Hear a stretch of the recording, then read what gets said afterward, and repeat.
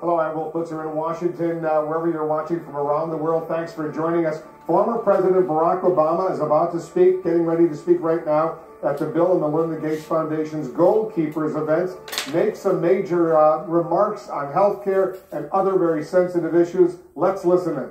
It's girls' education or global health or climate change. You're setting a standard for the sorts of innovation and persistence and activism that the world desperately needs right now. So I could not be prouder. And that's really what I'm going to talk about very briefly before I have a chance for a discussion with Bill and Melinda. I want to talk about changing the world. I remember sitting down with Bill in Paris a couple of years ago, where the world was coming together to hammer out an agreement, a small agreement to save the planet by taking meaningful action to tackle climate change. It's a threat that may define the contours of this century more than just about anything else. Here's the interesting thing. Bill saw this not simply as a challenge, but also as an opportunity. And I remember him in sort of a matter-of-fact way saying, well, we're going to just have to go ahead and invent some new technologies. Which I said, I agree, let's do that. Although he knows more than me about inventing new technologies. But his tone was, yes, this is hard, but we can figure it out. It's hard, but it can be done. And that spirit, a spirit that says, to quote, I guess myself, yes, we can, rather than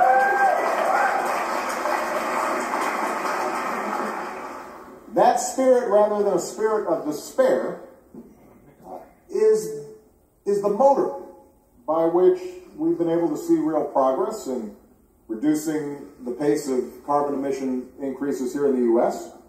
And even if at the current moment the federal government is not as engaged in these efforts as I would like, nevertheless, progress continues because of the efforts of people like Bill and a whole host of entrepreneurs and universities and cities and states.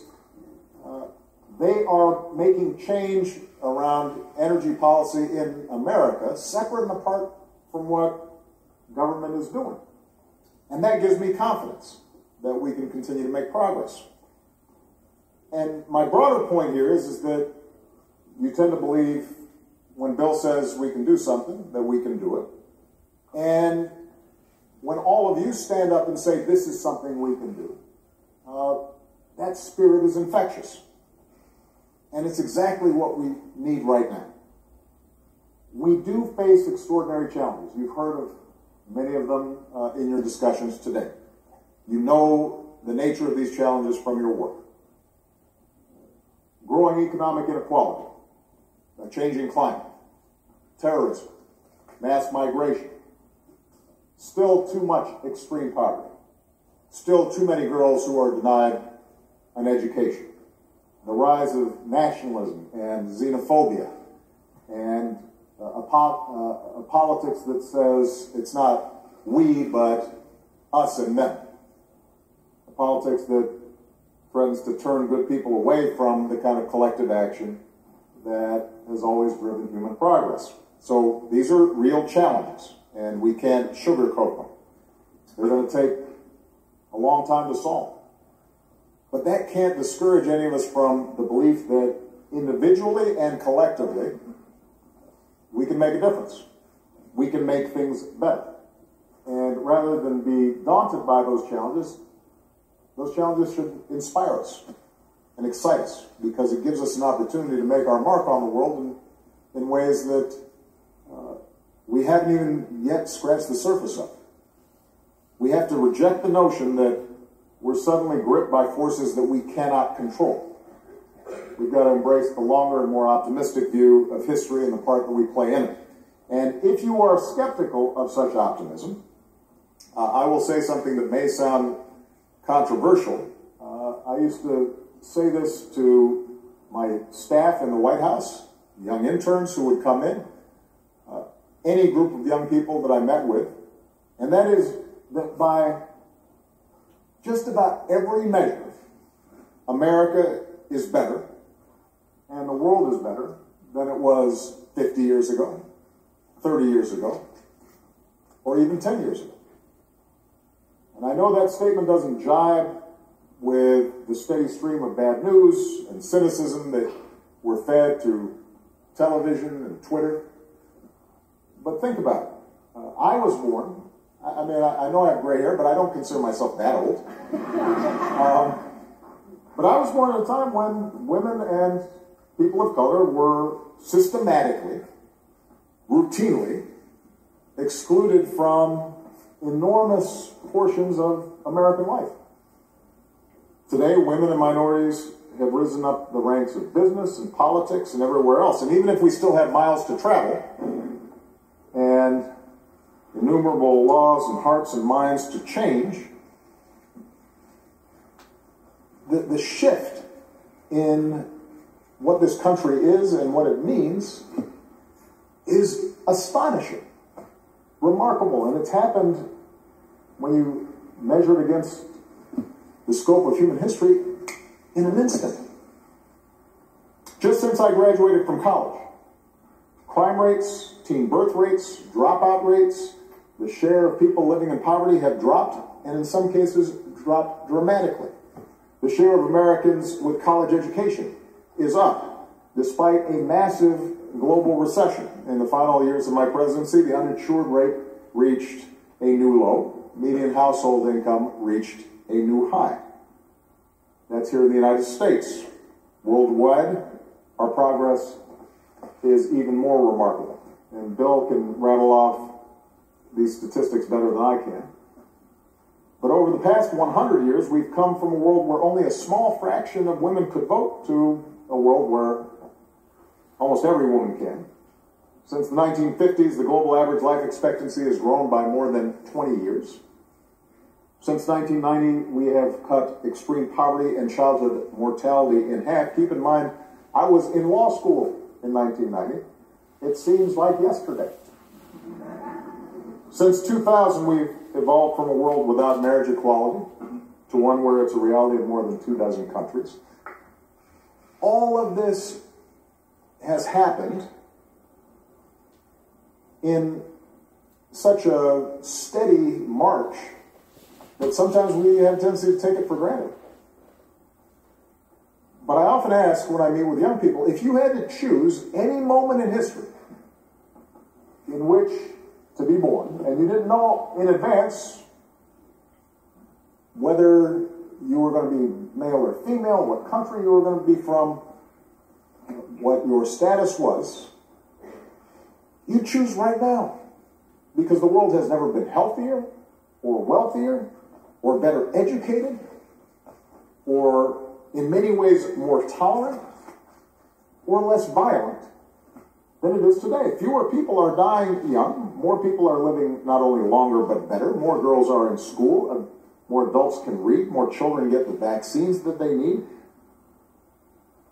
Despite the enormous conflicts that break our hearts around the world, it's demonstrable that fewer people are being killed in wars and conflicts than ever before. This would be the time you'd want to be showing up on this planet. And these trends are real. They do not make us complacent, but they should spur us to action because it shows, despite the naysayers and the cynicism, that in fact change can happen. They're not the result of mysterious forces of chance. They happen because countless people, like you, toiling for many years, chose to make this progress. Some, like Bill and Melinda, have enormous wealth and influence. Others, like Justin Trudeau, who I know addressed you earlier, have formal political offices. But the majority of people who made these advances were citizens, doctors, nurses, entrepreneurs, clergy, moms, community leaders, activists, union leaders, who mobilized and organized and voted and innovated and pushed for change. And by the way, they knew at every step of the way that they would not get everything they wanted as fast as they wanted. They knew that progress required struggle and perseverance and discipline and faith.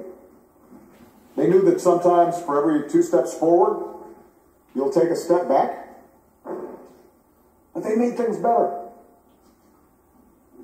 And this is something I always had to emphasize to my staff when I was president. Better is good. You laugh, but sometimes people forget that. I will take better every time. So that's what's needed today. The engagement of everyone who wants to see a better future for our children.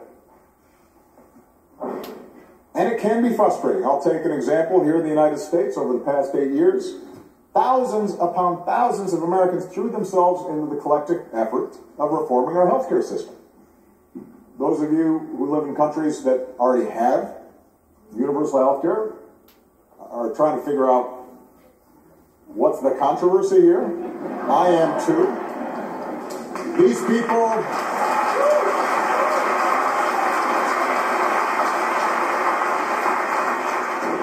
But, you know, the folks who did the work, it wasn't just policy wonks. It wasn't just politicians.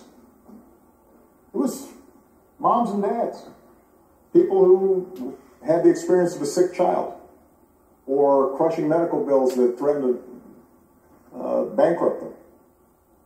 Maybe a parent who was lost to cancer that, had that person got a regular checkup, might have been caught early.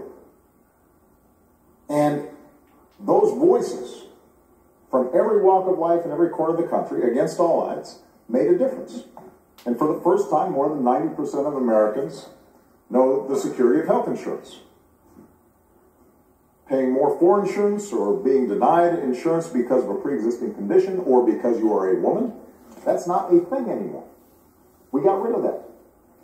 And people are alive today because of it, and that's progress. Now, the legislation that we passed was full of things that still need to be fixed. It wasn't perfect, but it was better. And so when I see people trying to undo that hard-won progress for the 50th or 60th time, with bills that would raise costs or reduce coverage, or roll back protections for older Americans or people with pre-existing conditions, the cancer survivor, the expecting mom, or the child with autism or asthma, for whom coverage once again would be almost unattainable, it is aggravating. And all of this being done without any demonstrable economic or actuarial or plain common sense rationale, it frustrates. And it's certainly frustrating to have to mobilize every couple of months to keep our leaders from inflicting real human suffering on our constituents.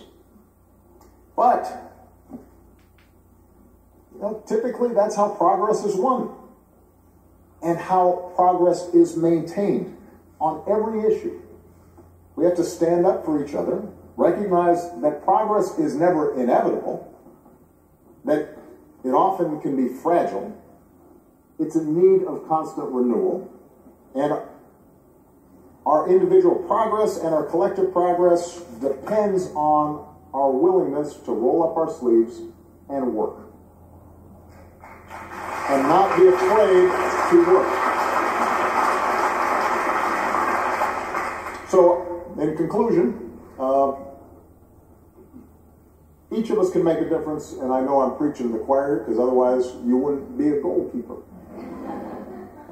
But many of you are young and maybe